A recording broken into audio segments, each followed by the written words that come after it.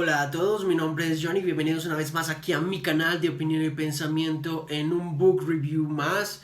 Hoy tenemos nada más ni nada menos que uno de los libros más conocidos en el medio y más citados por muchos ateos y escépticos en cuanto al debate entre ateos y teístas. Uno de los representantes probablemente más prolíferos en los últimos años, después de Anthony Flew, uno de los llamados jinetes del apocalipsis del ateísmo. Hoy hablaremos del libro El espejismo de Dios de Richard Dawkins. Vamos a ver pues.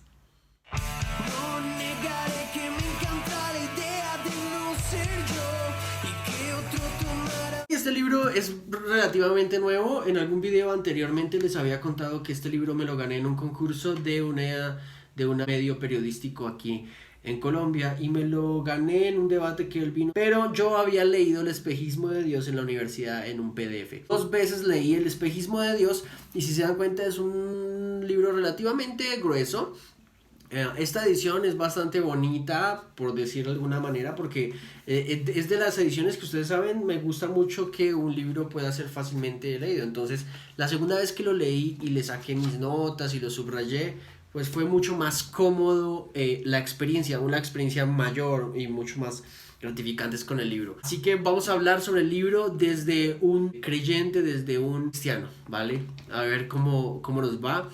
Y lo hago con respeto, pero obviamente desde un punto de vista lo más objetivo posible. Para tratar de alguna manera ser lo más objetivo posible en esta review, saqué mis notas que tengo anotadas en el libro y traté de puntualizar algunas cosas que quiero tratar para, bueno, darle como relevancia al tema. Y tampoco sonará un ataque mediático, pero obviamente sí una crítica del libro. Y sí, leí el libro 2 veces. Voy a empezar por lo que realmente me gustó del libro, ¿vale? En primera medida tengo que resaltar el hecho de que Richard Dawkins es, por no más, probablemente uno de los mejores escritores desde el ateísmo, aunque en el libro Richard Dawkins constantemente habla de que el ateísmo es una posición intelectual bastante madura y honesta. Él, curiosamente, en algunos debates no se considera ateo. Cuestión que me parece incoherente en algunas cosas e inconsistente. Sin embargo, no hay ningún problema hasta ese momento. Me parece que Richard Dawkins obviamente es un muy buen biólogo, sabe bastante de especies, proceso evolutivo, bastante seguidor de Darwin, obviamente. Es uno de los discípulos de Darwin, no dicho por mí, sino por otros escritores también, y en muchos de otros libros que lo critican, se percibe que Dawkins tiene una devoción total al darwinismo. Y así es, su teoría y su pensamiento va ligado al darwinismo. Separar a Dawkins del darwinismo es quitarle la esencia a este pensador. Sin embargo, digamos que las cosas buenas que puedo decir es que tiene algunas críticas a la institucionalidad muy buena, esa religión que en el pasado ha generado guerras, muertes, matanzas, etcétera, en nombres de Dios que nunca Dios habría pedido como tal. Y Dawkins toma este argumento de forma histórica y obviamente es una crítica al corazón de la iglesia institucionalizada. Sin embargo, tiene algunos problemas en sus postulados, así que voy a proceder con ellos, ¿de acuerdo? El dios contra el cual arremete Dawkins no es un dios en particular, ¿vale? O sea, Dawkins no arremete en principio contra el dios abrámico, sino contra lo que se conoce con Dios o por Dios en todas las religiones o en todas las estructuras religiosas que hay monoteístas, politeístas, aún hasta el agnosticismo. Pero digamos que él no trata tanto hacia un punto en específico, aunque su reseña sí es notablemente anticristiana, puntualmente anticristiana y muy notablemente hacia en Estados Unidos, donde realmente pues se ha desarrollado este hombre. Se presentan las pruebas tradicionales a favor de la existencia de Dios en el capítulo 3, pero estas pruebas tradicionales que prueba Dawkins en este capítulo, la verdad, son muy, no solo sencillas, sino muy bizarras, porque no solamente no trata de quitarle la objetividad o el peso de la prueba a cada una, sino que simplemente con una serie de críticas un poco crudas, trata de ridiculizar los argumentos, haciendo así que se haga a un lado para evitar pues confrontar el argumento de frente y tomando las aristas de los diferentes argumentos que pueden salir en el proceso. Obviamente toca parte del argumento ontológico, toca una parte del argumento teleológico, muy poquito del argumento teleológico, no toca el argumento cosmológico Kalam como tal, se va más por las vías de Tomás de Aquino, pero su defensa hacia su postura y el ataque hacia las vías es muy pobre. Lo suficientemente pobre como para decirte que hasta el día de hoy en los debates que él ha tenido o en las conversaciones que él ha tenido, las referencias a estos argumentos es muy poco, porque es notable que Dawkins le importa muy poco la filosofía. El libro se ataca también de forma muy constante el hecho de que los creacionistas prácticamente los bíblicos, los pensadores bíblicos asumen la complejidad y la alta improbabilidad de que el universo fuese como es por azar o por necesidad física. Dawkins a esto básicamente afirma que estos razonamientos se alinean con la ya famosa y denotable estrategia de Dios de los vacíos. Aquí es donde Dawkins empieza a hablar de que a lo que no conocemos le damos el título de Dios y lo explicamos por Dios, y así es mucho más sencillo.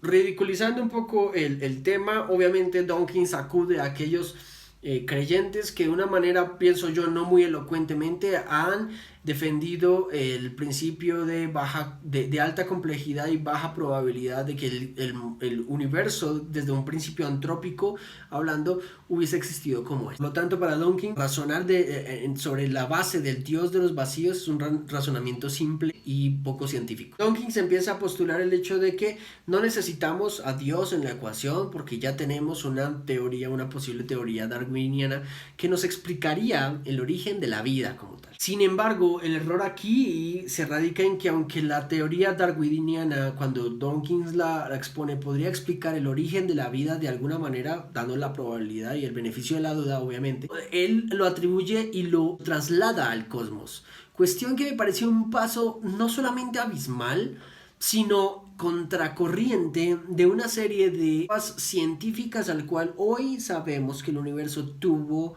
un inicio. Y se sostiene que es improbable que Dios existe y que ese argumento es irrefutable. Cayendo entonces pues en una de las más grandes paradojas y muy poco serias argumentaciones del libro, y es que para explicar el cosmos y el origen de las especies, si es Dios quien puede explicar este tipo de cosas, Dios debe tener una explicación, porque si no, entonces no es válida la explicación. Y aquí Dawkins cae en un problema terrible. Decir y apelar a este argumento en contra de la probabilidad de que exista Dios es algo bastante infantil. De hecho, del mismo infantilismo que él acusa a los creyentes en el libro.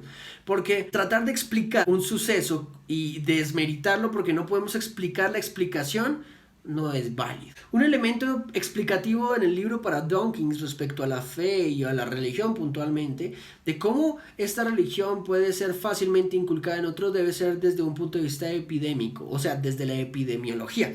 Y es un punto de vista bastante hasta curioso, porque él postula textualmente lo siguiente: habrían virus religiosos que se propagan como los genes, son los replicadores mentales o memes, curiosamente. Este es básicamente una réplica de algunos argumentos que ya han venido con los años diciendo de cómo la religión puede implantarse básicamente de una forma epidemiológica en las mentes del ser humano. Aquí explica Dawkins un tema sobre cómo muchos psicólogos evolutivos han propuesto teorías que explican la conducta religiosa, su producto de características psicológicas normales. Dawkins se suma a la lista con una hipótesis de estos psicólogos, la idea de que las mentes infantiles del Homo sapiens están hechas por la selección natural para absorber información sin crítica, y esto acudiendo a los genes egoístas. Aquí hay un gran problema, que si bien es cierto, hay gran carga evolutiva en algunos de nuestros comportamientos, o adaptativa, como más lo diría yo, Dawkins cae en el error de acudir al gen egoísta, obviando el hecho de que dependiendo de lo que el gen egoísta haya aprendido durante el pasar del tiempo, es lo que el individuo moralmente va a catalogar como ético, bueno, malo, correcto o incorrecto. Por lo tanto, pone en tela de juicio el hecho de que entonces, si una persona aprendió a ser mala de por sí, sería justificado por su gen egoísta, cuestión que en ninguna sociedad podría ser avalado. Algo como la pedofilia, asesinato, el robo. Este tipo de cosas no solo son aprendidas, sino el hecho de que no la hagas es innata. Prácticamente viene como una ley moral, como lo diría C.S. Lewis en otro momento. A precisión de esto, sí, me enojó bastante en muchos momentos en que Dawkins se burla un poco de los argumentos dados por C.S. Lewis, porque primero no los refuta y segundo se mofa de ellos. Así que Richard Dawkins me cae mal por eso. Es así como entonces él sopesa el hecho de que la Biblia no puede ser un instructivo ni un mandato de cómo llevarnos moralmente en la vida y menos cómo decirnos cómo debemos comportarnos moralmente, aún acudiendo a otro argumento de él hacia el Antiguo Testamento, en donde él acusa a Dios de genocida, de asesino, en donde obviamente se toman todos estos textos fuera de contexto y se le atribuye a Dios una aparente personalidad oligarca, dictatorial, bastante malévola para de él proceder la moral. Entonces, este es el argumento respecto a la moral de Don, que es muy básico, pero podría llevarte un buen momento tratar de refutarlos mientras los vas leyendo, si quieres leerlos. Por lo tanto, aparecería un criterio moral universal, paradójicamente, extrabíblico y extrarreligioso. Ahora, Dawkins, cuando va de argumento en argumento, saltándose la barda sin realmente sustentar mucho sus puntos de vista, llega a un punto en el cual habla sobre la merecida hostilidad hacia la religión. Y con lo cual yo estaría medio de acuerdo, porque él critica fuertemente el extremismo religioso, cuestión que me parece a mí absolutamente verdadera, dado que el extremismo, no solo religioso, el extremismo en cualquier punto de vista puede llevarte aún hasta asesinar por tu punto de vista, cuestión que para nada es el cristianismo, uno, y segundo, se ha demostrado que la institucionalización de la fe puede llegar a ser crear fanáticos, crear extremistas radicales religiosos. También de que es mala no solo esa religión extremista y radical, sino también la religión moderada, porque esta proporciona el clima de que nazca la religión radicalizada. Terminando básicamente el libro de una reseña y tratando de ser muy resumido en esto, acude a la psicología respecto al hecho de la experiencia personal, básicamente, donde Dawkins dice puntualmente que si tú experimentas a Dios bajo tu subjetividad, no puedes pretender pasar eso como una prueba fehaciente de la existencia de Dios. Ahora, estoy absolutamente en desacuerdo en este punto, porque hay experiencias personales donde gente completamente diferente cambió con su encuentro en lo que ellos dicen Dios. Cambió no solamente de pensar y de hablar, sino su conducta en su sociedad realmente fue de impacto. Entonces, explicar psicológicamente esto puede requerir no solamente una subjetividad, sino una búsqueda intensa de la verdad, un impacto, un estímulo externo tan fuerte que llevó a una persona prácticamente a cambiar su personalidad y su carácter. Cuestión que me parece muy válida respecto al hecho de que sí, obvio muchos creen haber experimentado a Dios de una manera un poco más alucinógena o ilusoria y pretenden imponer esa verdad a otros, cuestión con la cual estoy de acuerdo, pero Dawkins trata más bien de llevar esto a una hostilidad. De hecho, el libro, cuando habla de los religiosos y puntualmente sobre el cristianismo, hace como convocatoria masiva a la hostilidad hacia estos puntos de vista, cuestión que obviamente yo no puedo aceptar en lo más mínimo, porque si un punto de vista de fe en la historia, por encasillarlo pues en alguna religión, que no me gusta decirlo, el cristianismo ha sido fuertemente perseguido.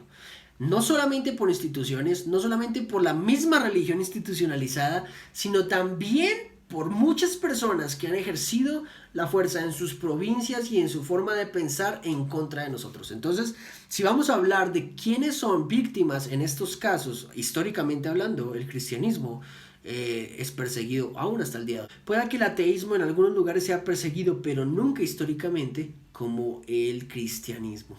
De hecho, cada 5 minutos alrededor del mundo está muriendo un creyente, por si no lo sabías. Y en esto también, digamos que le doy la credibilidad a Dawkins en el hecho de que su análisis político de la religión está muy cercano a la realidad respecto a que la religión puede pervertir la gobernanza, pervertir la política, y que por lo tanto no puede estar unida a la política, que la religión al tocar la política la pervertirá y de esa manera va a legislar, crear leyes o crear estados de derecho, básicamente, por así decirlo, cuestión con la cual estoy de acuerdo, pero ese mismo principio se debe adoptar para muchas otras posturas. Esto es lo que dice Dawkins en esta última parte. Este video ya quedó exageradamente largo. Si tú como cristiano, como creyente, igual si eres ateo, supongo yo que tuviste que haberlo leído, quieres leer el libro, yo pienso que no tiene desperdicio. Yo no voy a satanizarlo o no voy a hacer como algunos que cogen la Biblia y la queman y ponen ahí críticas a la Biblia bien bizarras, infantiles, mamíferoides y poco maduras.